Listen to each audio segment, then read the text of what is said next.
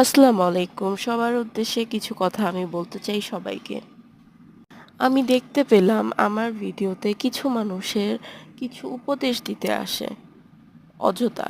আর কিছু মানুষের কথাবার্তার ধরনও অনেক বাজে।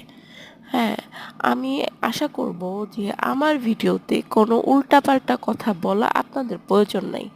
আপনারা দেখতে চাইলে দেখবেন, না দেখতে চাইলে দেখবেন না। আমি কোন ভিডিওটা বানাচ্ছি, কেন কনটেন্টটা ক্রিয়েট করতেছি, কেন কোন কনটেন্ট আমি কেন দিচ্ছি, এটা একান্ত আমিই জানি। ঠিক আছে? আর সবচেয়ে বড় কথা হচ্ছে কিছু মানুষের মাথায় ডিস্টার্ব, ঠিক আছে?